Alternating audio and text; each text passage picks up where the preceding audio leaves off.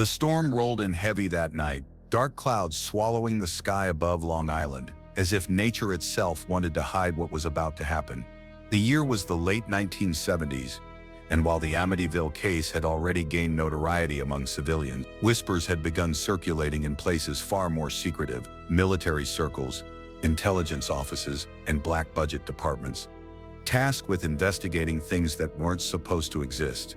Rumors of strange activity at 1112 Ocean Avenue, the so-called Amityville House, had never truly died down. Families that moved in never stayed long. Police reports, though heavily redacted, spoke of neighbors hearing screams in the dead of night, of sudden foul odors that lingered in the air, of windows slamming shut even when locked. And then there were the sightings, unexplainable figures caught in photographs, glowing eyes at the top of the stairs, and shadows moving against the light. For the military, the situation became more than superstition. When local authorities reported disappearing patrol officers and emergency responders who refused to set foot on the property again. That was when an elite reconnaissance unit was dispatched under the cover of night. Their mission was classified: enter the Amityville house, investigate the claims, and determine if there was any truth to the growing panic. The team of 6 men arrived just past midnight, their black van rolling silently down the suburban street. They were equipped not just with rifles but with motion detectors, thermal scanners, and experimental recording devices. Tools designed to pick up things beyond normal perception. None of them had been briefed on the house's history. Their commanding officer insisted it was just another reconnaissance op, but the hushed tones in which he gave the orders told a different story. As the team approached the house, it loomed against the storm like something alive. The windows, those infamous quarter-moon shapes, glowed faintly, as if watching them, reflecting not the lightning above, but something else. The air grew unnaturally cold, their breath misting in the night despite it being midsummer. The sergeant at the lead whispered, "Stay sharp. No noise unless necessary." His voice betrayed a tension that every man felt but none wanted to admit. The front gate creaked open without anyone touching it, as though the house itself had been expecting them. The wood beneath their boots groaned louder than normal, as if amplifying their presence. Every step forward felt heavier, as if unseen hands were pressing down on their shoulders. The youngest soldier in the unit, Private Harris, glanced up at the windows and swore he saw a curtain shift, as if someone inside was peeking out. He raised his rifle instinctively, but the sergeant snapped his fingers in warning. Eyes forward, they pressed on, though unease crawled through them like static. When they reached the front door, the air seemed to hum, low and throbbing, vibrating in their ears. The door wasn't locked. It opened smoothly with a push, and the smell of mildew and rot rushed out, nearly overwhelming them. They flicked on their lights. Dust motes drifted in the air, but the interior was oddly well kept, as though the house had been waiting, not abandoned. "Record everything," the sergeant ordered. 2 on point, 2 covering rear. "Let's move." Inside, the silence was suffocating. No distant hum of refrigerators, no ticking of clocks, just silence, thick and pressing.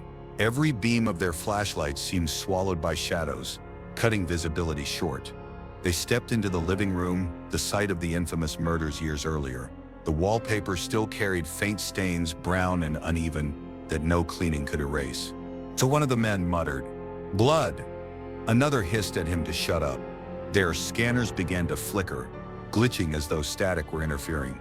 The motion detector beeped faintly, showing a shape at the end of the hall. When they turned their lights there, nothing. The hallway was empty. Private Harris whispered again, "We're not alone." The sergeant ignored him, signaling the men to advance. Their boots thudded on the wooden floor, each sound echoing unnaturally long, as if the house were amplifying the noise back at them. One soldier swore he heard whispers, low voices repeating words he couldn't quite make out. When he removed his earpiece to check for interference, the whispers grew louder, circling him like insects. And then the first door slammed shut behind them. Every man whipped around, weapons raised. The living room door was now closed tight, though no one had touched it. The youngest soldier panicked, rushing to pull it open. But no matter how hard he tugged, the door wouldn't budge. It was as if the house itself had locked them in. The sergeant growled, "Focus. It's just the wind." But his own grip on his rifle betrayed his words. The team pressed forward deeper into the house, though every instinct screamed at them to leave. The deeper they went, the more the air seemed to thicken, heavy with rot and something sweeter. Something like decaying flowers. A faint sound, almost like a child laughing, echoed down the staircase. Private Harris froze, his flashlight trembling. "Did you hear that?" No one answered, because they all had. And as they stood there, staring at the staircase that led into the shadows above, every single one of them realized the same truth. The house didn't just want them inside. It wanted them trapped. The soldiers stood frozen at the base of the staircase, their flashlights casting pale beams that seemed to falter before reaching the top. The air had grown so heavy it felt like breathing through wet cloth. Somewhere above, the faint sound of footsteps creaked across the old floorboards, slow and deliberate, as if someone or something was pacing, waiting. The sergeant finally broke the silence, his voice hushed but firm. "Two up, rest hold position." Private Harris and Corporal Vega were sent forward, rifles raised, beams slicing into the shadows as they climbed. Each step groaned beneath their boots, echoing far louder than it should have, like the house was amplifying their movements.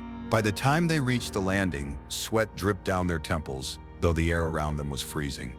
The upstairs hallway stretched long and narrow, lined with closed doors on either side, wallpaper peeled in strips, exposing wood beneath that seemed scorched in strange patterns.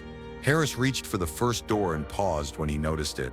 Deep gouges clawed into the wood around the knob, as though someone or something had tried desperately to keep it shut. "Sergeant," Harris whispered into his radio, "we've got scratches on the door. Looks like..." Before he could finish, the knob turned by itself. Both men froze, rifles trained. The door creaked open just an inch, revealing only darkness within. A draft of cold air swept out, carrying a faint smell like sulfur and burnt hair.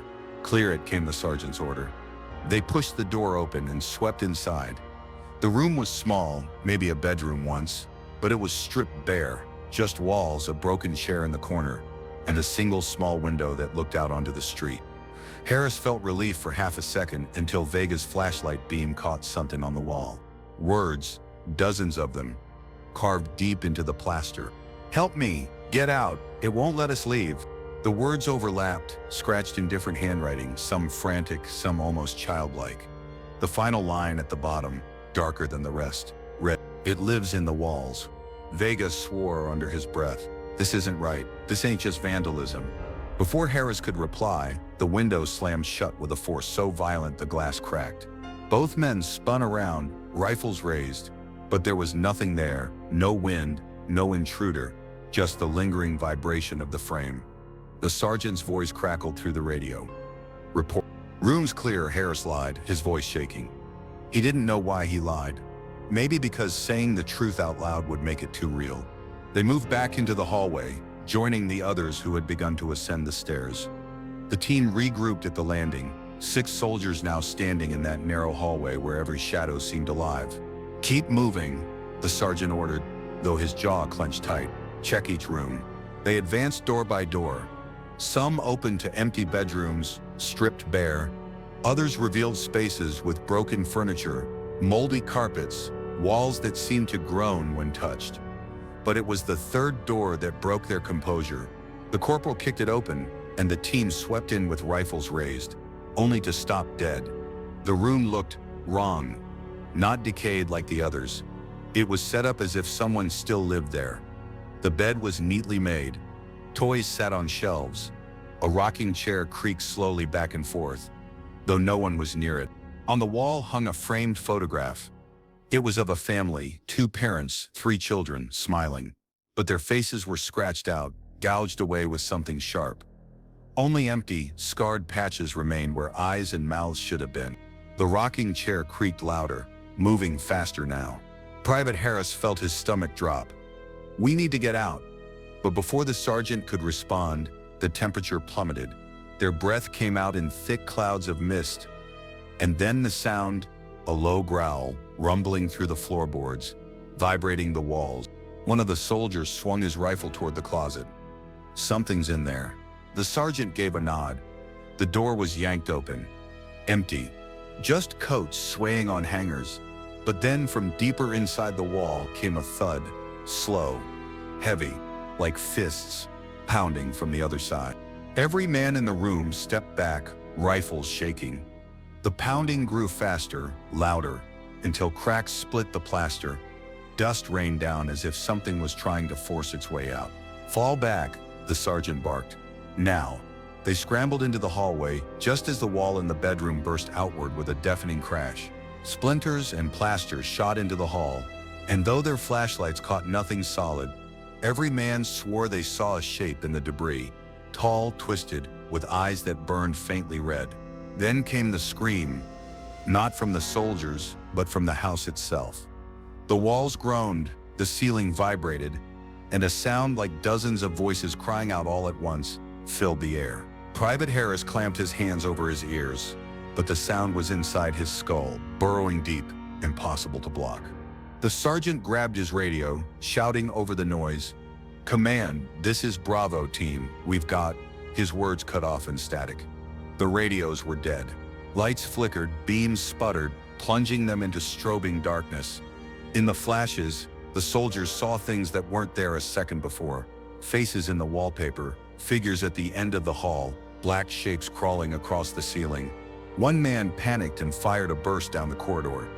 Bullets ripped into plaster, but nothing stopped the shadow that rushed at them. "Fall back to the stairs," the sergeant roared.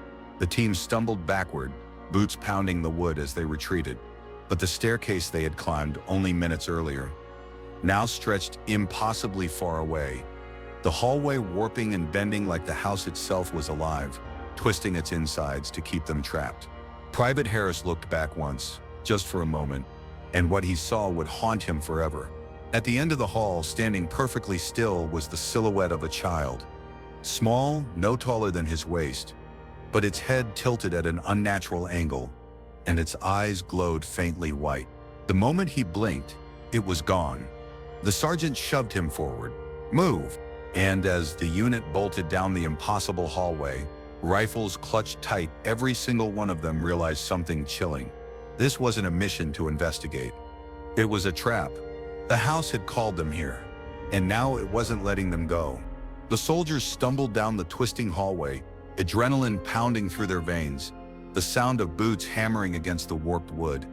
Every step seemed to stretch further than the last, as though the house was pulling them deeper instead of letting them escape. The walls themselves appeared to breathe, bulging in and out like lungs, their peeling wallpaper rippling in time with some monstrous heartbeat.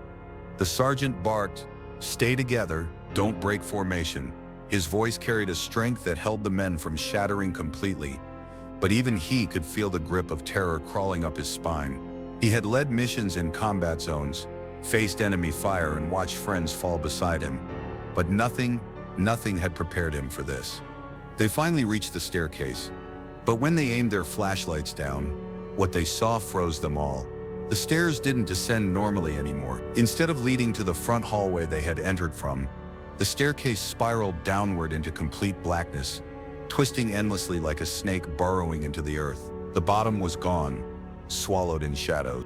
One soldier muttered, This isn't the same house anymore." The sergeant ignored him. "We go down, one step at a time." They descended cautiously, rifles raised, beams flickering across the warped banisters. Every creak of the steps felt like a warning. The further they went, the colder it became, so cold the air burned in their lungs. Frost began to creep across the wood, spreading in patterns like veins. Private Harris whispered, "Sir, this doesn't make sense. We didn't come this way." The door was right there. It should have led outside. Before the sergeant could reply, the soldier behind Harris gasped, "Contact!" They all spun around, rifles raised up the staircase they had just come from. At the top stood a figure, barely visible in the dim light. It looked like a man, hunched, tall, shoulders unnaturally broad. Its head was bent low, like it was staring down at them. The flashlight beams flickered as if refusing to fully reveal its face. Then the figure began to descend, slow and deliberate, its footsteps echoing louder than any of theirs had. "Fire!" the sergeant barked. Gunfire roared through the stairwell, the thunder of M4s shattering the suffocating silence. Muzzle flashes lit up the walls, bullets tearing into the figure, splinters and shards of wood spraying in every direction. But when the smoke cleared, the figure was still standing. It hadn't even flinched.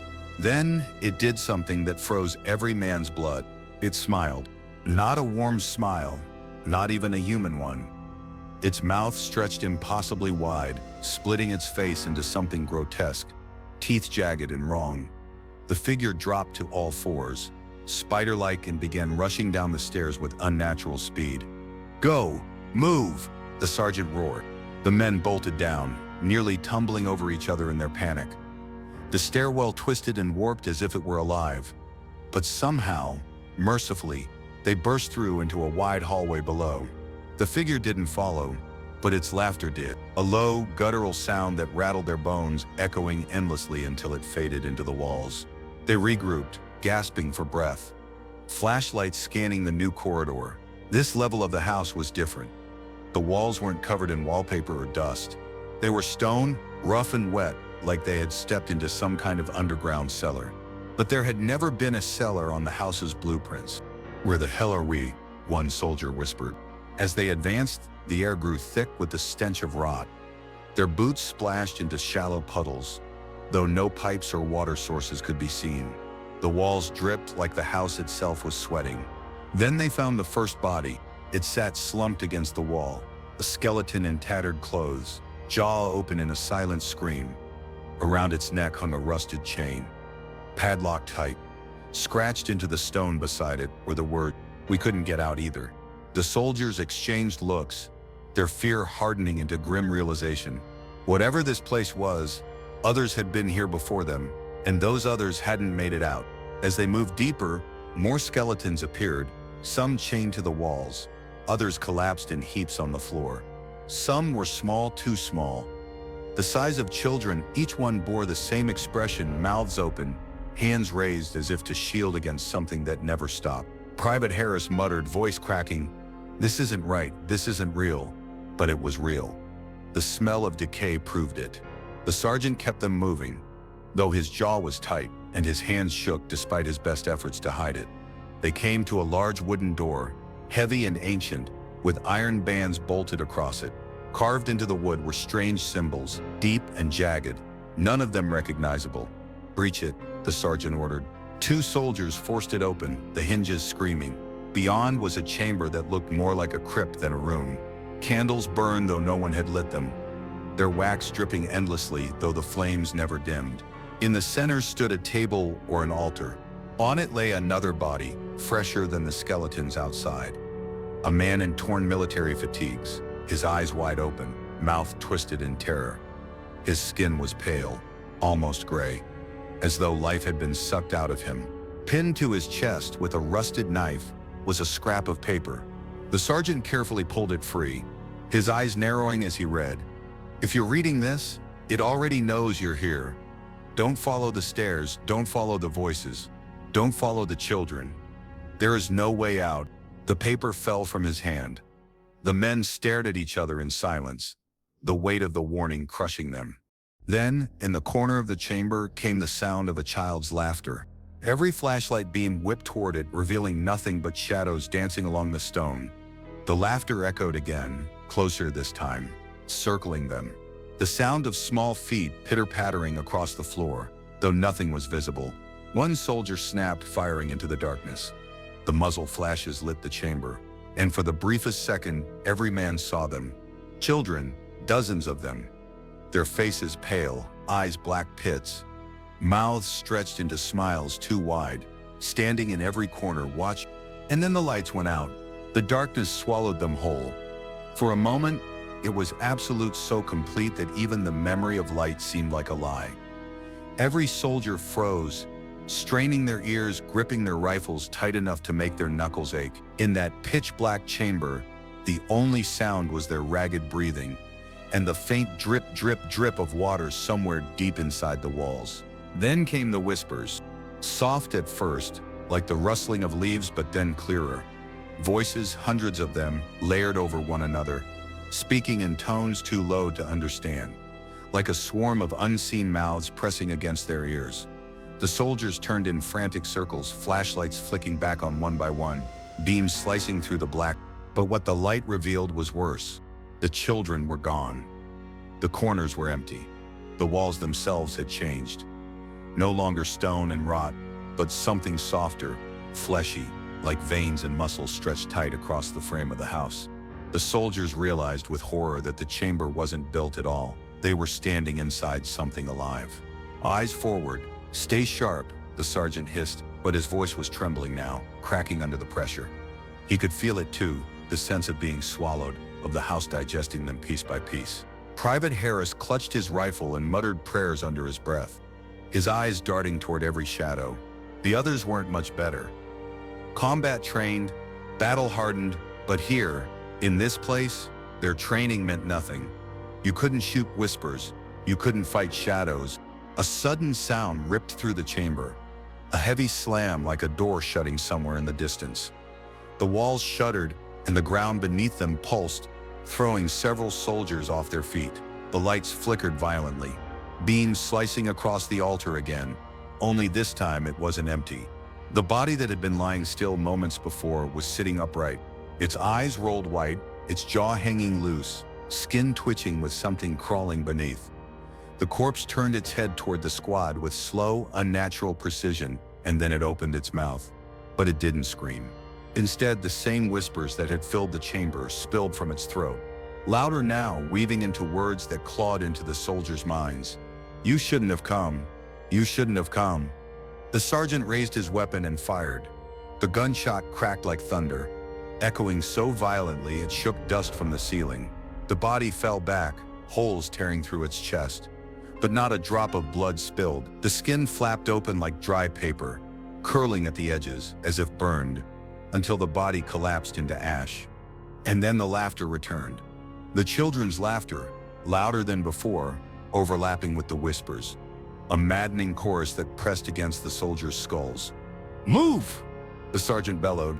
They rushed out of the chamber, boots slamming against the slick stone floor. The hallway twisted, bending at wrong angles, as though it was shifting to trap them. Doors appeared where none had been, some nailed shut, others creaking open to reveal only darkness inside. One soldier, panicked, broke rank and bolted through an open doorway. "This way, I see light." "No, hold formation," the sergeant shouted. But it was too late. The man disappeared inside. The others turned just in time to see the door slam shut behind him. They rushed to it, slamming their shoulders against the rotting wood, pounding with rifle butts. But it wouldn't budge. From the other side came the soldier's screams, terrified, gut-wrenching screams, like he was being torn apart alive, then silence. When the door finally creaked open on its own, there was nothing inside. Not even blood, just a single child's toy resting on the floor. A small doll with cracked porcelain skin smiling. The sergeant ordered the squad forward, his voice ragged but unrelenting. "We don't stop, we don't split, we get out." But with each step, the sense of direction grew worse. Hallways bled into one another, rooms appeared, vanished, then appeared again in different places. At one point, they looped back to the chamber with the altar. Though the body and the note were gone, it was as if the house itself was alive, playing with them, feeding on their desperation. Then came the pounding.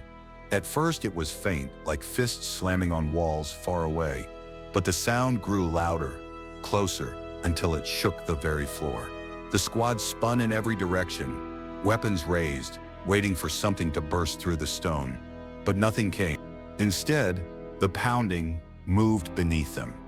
The floor bulged, rising and falling, as if something massive was crawling just under the surface, following them. The sound grew deafening, making the walls shake violently, until cracks split the ceiling and dust rained down. Suddenly, the floor burst open. A skeletal hand shot out, enormous, jagged, wrapped in strands of rotted flesh. Then another, and another. A monstrous form began pulling itself upward from beneath the chamber, its hollow skull grinning, empty eye sockets glowing with a faint red light. The soldiers opened fire, the roar of their rifles deafening in the enclosed space. Bullets tore into the thing, bones splintering and dust spraying. but it only clawed higher, dragging its ribcage through the floor, as if it were birthing itself from the earth. The sergeant knew they couldn't stay. Run. They sprinted down another hall, the pounding of the monster's pursuit shaking the ground behind them. The walls warped and shifted as they fled. But they didn't care anymore. All they could think of was escape, lungs burning, legs screaming, hearts hammering with animal panic. Then, as if the house itself decided to mock them, they burst into a hallway they hadn't seen before. At the far end was a door glowing faintly with pale light, almost like daylight. Hope surged through them. "This is it. This is the way out," one soldier cried. They charged forward, every step fueled by desperation, the monster crashing behind them. The door loomed closer, light spilling through its cracks, but just as they reached it, the laughter came again. Not distant this time, not circling. It was right behind them. The glowing door loomed ahead, like salvation itself, a beacon in the choking darkness of the house. Every soldier's heart thundered as they sprinted toward it, boots pounding in unison, the monstrous thing behind them tearing through walls and floors with deafening roars. Their weapons were useless. They knew it now. The only way to survive was through that door. The sergeant shoved the lead man forward. "Move! Don't stop!" They crashed toward it, adrenaline flooding their veins. But when Private Harris reached out and slammed his shoulder into the glowing wood, something impossible happened. The door didn't open. Instead, the wood rippled like liquid. His arms sank into it, swallowed up to the elbow. His scream tore through the hallway. The others rushed to pull him back, grabbing at his vest, his gear, his screaming body. But the door wasn't a door at all. It was a trap. The glowing light flared, and the surface tightened like a mouth clamping shut. In a single horrific motion, Harris was yanked forward. His body disappeared into the glowing frame, devoured whole, leaving behind only his helmet clattering to the floor. The soldiers froze, horrified. Behind them, the monster bellowed. Its hollow, rattling roar shook the corridor so violently that plaster cracked and fell in chunks. The sergeant snapped out of it first, voice breaking as he shouted, "Back, back, find another way." They bolted in the opposite direction, the glow of the false door fading behind them, the pounding footsteps of the monster echoing closer with each stride. The hallway twisted, stretched, as if the house itself was pulling them deeper into its core. The walls warped into strange shapes, slanting inward, smeared with black stains that dripped like tar. Private Mendoza panted heavily, nearly tripping as he shouted, "It's playing with us. It doesn't want us to leave. It wants us to run." He wasn't wrong. Every door they tried was locked, every window bricked over, every staircase collapsed into impossible angles. The laughter returned, circling them like vultures, joined now by deep guttural murmurs like voices too ancient to belong to men. The sergeant held his rifle tight, scanning wildly, muttering under his breath as if talking to himself. "We find the source, we destroy it. That's the only way." Finally, after what felt like hours but could only have been minutes, they stumbled into another vast chamber. This one was different. The air was heavier, pressing against their chests, each breath thick and metallic, like iron mixed with rot. At the center of the room stood a massive object covered in a tattered cloth. The squad froze. Whatever it was, it pulsed. The cloth rose and fell in slow, steady rhythm, as though the thing beneath it were breathing. The soldiers circled cautiously, weapons raised. The sergeant signaled for Mendoza to pull the cloth away.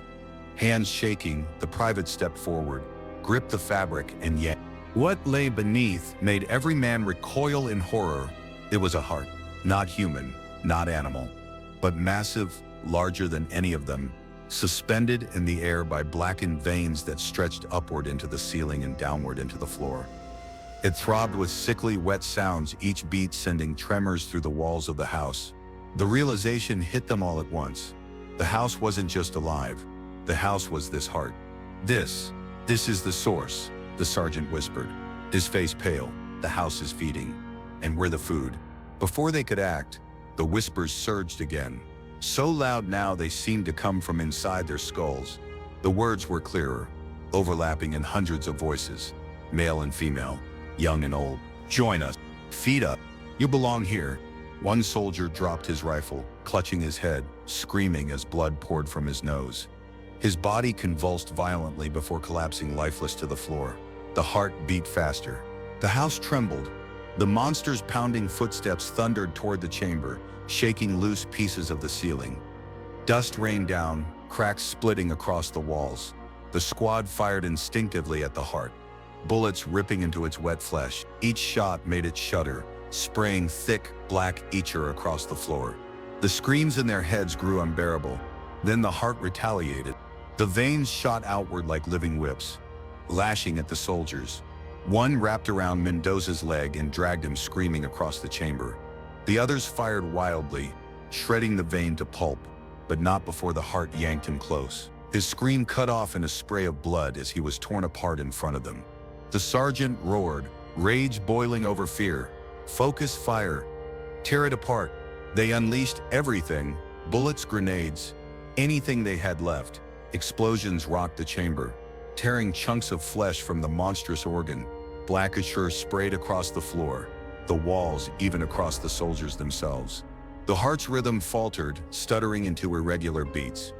The monster burst into the chamber then, its massive skeletal form crawling through the wall like an insect, breaking from its shell. Its hollow eyes locked on the soldiers, its jaw unhinging in a soundless scream. The squad didn't stop firing, not at the creature, not at the walls, only at the heart. With one final synchronized volley, their bullets ripped through the core of it. The massive heart convulsed violently, splitting open with a shriek that wasn't sound but vibration, rattling every bone in their bodies. The veins writhed, the walls shuddered. The whispers crescendoed into one final, horrific scream. And then silence. The heart collapsed in on itself, shriveling into a blackened husk. The monster froze mid-lunge, its enormous body crumbling into dust, scattering across the floor. The house itself groaned like a dying animal, the walls splitting, the ceiling caving, the floor shattering beneath their boots. "Go! Move now!" the sergeant bellowed. The remaining survivors sprinted toward the only opening, a gaping crack that split the chamber wall. Beyond it was darkness, but it was their only chance. They leapt through as the chamber collapsed behind them, the sound of the house dying echoing like 1,000 screams. They tumbled into another hallway, but something was wrong. The walls here weren't stone, they were bone. And far in the distance, deeper than before, they heard it, a heartbeat. Slow, heavy, steady. The house was not dead, it was only waking up. The soldiers hit the floor hard after tumbling through the crack, coughing and scrambling to their feet. Their ears still rang from the sound of the heart's scream, their clothes soaked in black ether that stank of rot and burned metal. They staggered, gripping rifles slick with gore, trying to orient themselves. Then they realized where they were. The hallway was made of bone, not brick, not wood. Bone. The walls were rib cages, fused together, stretching upward into vaulted arcs. The floor crunched with every step, the sound of brittle fragments snapping beneath their boots. They looked down, and their stomachs turned. The floor wasn't stone at all. It was skulls, hundreds, maybe thousands, embedded into the ground like tiles, their hollow sockets staring upward as though frozen in silent screams. Private Daniels gagged, stumbling back. No, this ain't real, it can't be." The sergeant silenced him sharply. "It's real enough, keep moving." But even as he said it, his own eyes flicked nervously to the walls. The bones weren't just a decoration, they shifted, they breathed. The ribs along the wall expanded and contracted, faintly, in rhythm with the distant heartbeat that now filled the corridor. Thud, thud, thud. Every pulse made the bones vibrate. The soldiers moved cautiously down the hallway, rifles sweeping. The air was suffocating, thick with dust and the metallic tang of blood. It pressed down on their lungs, making every breath feel shallow. Somewhere deeper in the corridor, whispers began again, but this time, they weren't disembodied voices. They came from the skulls beneath their feet. The sockets glowed faintly, and as the soldiers stepped, the mouths of the skulls began to move, whispering in hundreds of overlapping voices. "Stay, don't leave, you are ours." The squad froze, hearts hammering. Private Daniels couldn't take it. He aimed his rifle down and fired a burst into the floor. The skulls shattered under the bullets, shards flying everywhere. But instead of silencing them, the whispers grew louder. The broken skulls laughed. The sergeant grabbed Daniels by the vest, shoving him back. "Hold it together, soldier. This is exactly what it wants." The hallway stretched endlessly, twisting like a serpent. Time seemed to warp. The soldiers' watches had stopped ticking. Their radios hissed only static. It felt like they had been walking for hours. But the end of the corridor never drew close. Then, ahead, they saw it. A figure. It stood at the far end of the hallway, cloaked in black, motionless. Its face was hidden beneath a hood, but the air around it shimmered like heat rising from asphalt. The heartbeat grew louder with every step toward it, pounding in their ears until their vision blurred. "Identify yourself," the sergeant barked, his voice breaking. The figure did not move. Then, slowly, its head tilted upward, and for the first time, they saw its face. It was every face, thousands of them, shifting across its surface, melting into each other. Men, women, children, soldiers, all screaming silently, all writhing in agony, their mouths stretching impossibly wide. Daniels dropped his rifle and screamed. The figure extended an arm. The sleeve of its cloak fell back to reveal not flesh but a twisted hand made entirely of bones, bound together by black sinew. The skulls beneath their feet began to laugh louder, the sound swelling until it was deafening. The sergeant opened fire.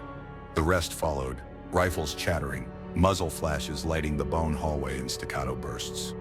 Bullets ripped into the figure, but each shot passed through as if it were smoke. Then it spoke, not with a voice, but with all the voices of the skulls, the whispers, the house itself. "You cannot kill what is already yours." The bone figure lunged. The soldiers scrambled backward as it surged toward them, the hallway narrowing like the walls were closing in. One soldier screamed as skeletal hands burst from the walls, grabbing at his arms and legs. He was yanked into the ribcage, his body disappearing into the bone as if swallowed alive. His muffled screams echoed from inside the wall before fading to silence. The squad fired frantically, but their bullets were useless. The sergeant roared for them to move, shoving the survivors forward. They sprinted blindly, dodging the skeletal figure's swipes, ducking beneath clawing hands that sprouted from the ceiling and floor. At last, they stumbled into another chamber. This one was even worse. The floor was a pit of black water, rippling endlessly, stretching out into darkness. Floating across its surface were bodies, half decayed, bloated, unrecognizable. The stench hit them like a wall, gagging, burning their nostrils. A narrow strip of bone jutted through the water, forming a path. The sergeant's jaw clenched. "We cross." But as they stepped onto the path, the bodies in the water began to twitch. Their limbs jerked unnaturally, their eyes snapping open, glowing with pale light. Mouths split wide, too wide, and they began to scream. The water churned violently, hands reaching out from beneath, clawing at the bone path.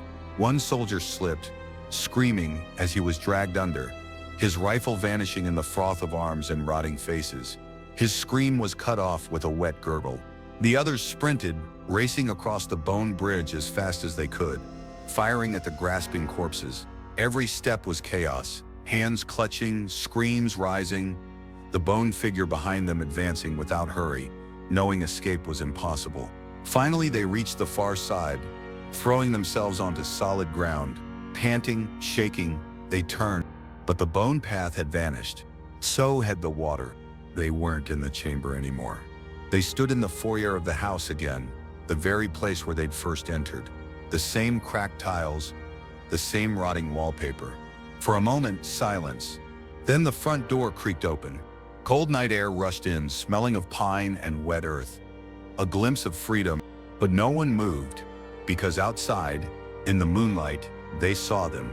Dozens of figures, standing, waiting, all in military uniforms, rotting, broken, faces they recognized from the squad members who had vanished, who had died, each one staring at them with empty eyes, rifles clutched in skeletal hands. The sergeant's voice cracked into a whisper. "Dear God, it never lets anyone leave." The front door slammed shut, and the heartbeat resumed. Thud, thud, thud. The foyer was silent except for the pounding of that impossible heartbeat. Thud, thud, thud. The soldiers huddled together, rifles raised, but their hands shook. Outside the windows, the phantoms of soldiers stood in neat lines, decayed uniforms, hollow faces, motionless under the pale light of the moon. Each one was an echo of a life once lived, now chained to the house forever. The sergeant clenched his jaw, trying to steady his breathing. This is it, this place. It's a trap. It never lets them go. All those men before us, this is where they ended up. Private Daniels was near breaking, his voice a rasping whisper. We're already dead. We're already— Shut it, the sergeant snapped, but even he knew the truth was closing in on them like the walls themselves. Then the sound came again. Footsteps. Not outside. Heavy, deliberate, descending the staircase above them. The soldiers turned, rifles trained upward. Shadows stretched across the rotting wallpaper as the figure appeared. Tall, gaunt, cloaked in black with that same shifting face of endless screaming souls. It descended one step at a time, each thud of its boots in perfect rhythm with the heartbeat.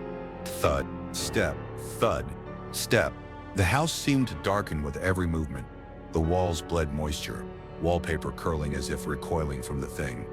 The skulls embedded in the foyer tiles began to whisper again, their voices rising in a crescendo. Stay forever. Yours. One soldier screamed and opened fire, spraying bullets into the figure. The shots rattled through the house, sparks flashing, plaster exploding from the walls, but the figure didn't flinch. It kept coming, slow, inevitable. Then the lights went out. Not just in the house. Everywhere. Darkness swallowed the soldiers whole, absolute and suffocating. The only sound was their ragged breathing and the slow creak of the stairs as the figure reached the ground floor. Something touched Daniel's shoulder. He spun, firing wildly. The muzzle flash revealed it wasn't the figure at all. It was Corporal Myers. The bullets tore through him, shredding his vest, dropping him instantly. Daniels fell to his knees, sobbing. That was when the laughter began. It came from the walls, from the floor, from inside their own heads. Deep, guttural, inhuman laughter that rattled their bones. The figure's many faces stretched wide, their screams twisting into mocking smiles. The sergeant roared over the chaos. We make for the door, now. They ran. Desperation gave them speed, boots pounding against skulls that shattered beneath their weight. The front door loomed ahead, impossibly far, the heartbeat deafening now. Thud, thud. The sergeant hit the door first, slamming his shoulder against it. It didn't budge. He tried again, wood splintering under the force. Help me, he screamed. The others piled in, ramming it together, their screams mixing with the cacophony around them. Finally, the frame cracked. The door burst open. Cold night air flooded in. But freedom was an illusion. Outside, there was no street, no forest, no sky. Only a black void, endless and hungry, stretching in all directions. The undead soldiers still stood in formation. But now they weren't outside. They were inside, standing in the foyer with them, blocking their path. One by one, their eyes glowed white. The sergeant raised his rifle in one last act of defiance. If we're going down, we're taking it with us. He squeezed the trigger. Click. The rifle jammed. The cloaked figure surged forward at last, its many faces wailing in unison. It swept its skeletal arm outward, and the entire squad was hurled across the foyer, as if by a hurricane. Their bodies crashed into the walls, the ceiling, the floor, blood smearing across the bone-lined surfaces. Daniels was the first to move, dragging himself across the tiles, leaving a trail of red. He reached for his sidearm with trembling fingers. He didn't even lift it before skeletal hands erupted from the floor. Pulling him down, he screamed, clawing at the tiles, his fingernails ripping away as he sank. His last cry cut off with a wet snap. The others followed, dragged screaming into the walls, the floor, the very structure of the house. Their voices joined the endless chorus already echoing through the skulls. Only the sergeant remained. Bleeding, broken, he staggered to his knees, glaring up at the cloaked figure. You won't break me. The figure bent low, faces twisting, their mouths opening impossibly wide. Its voice, thousands of voices, whispered in perfect unison. You are already ours. The sergeant's body convulsed. His skin split open like paper, glowing veins of black ichor spreading across him. His eyes rolled back, and with a final shudder, he collapsed. Silence. Then the heartbeat stopped. The foyer was empty again. The house looked normal. Dust, cobwebs, decay. Only one thing had changed. On the wall, where the faded wallpaper peeled, a new mark had appeared. The insignia of the squad, scorched into the plaster. Another unit claimed, another story swallowed. And as the moonlight crept through the cracked window, the door swung open once more, waiting for the next to enter.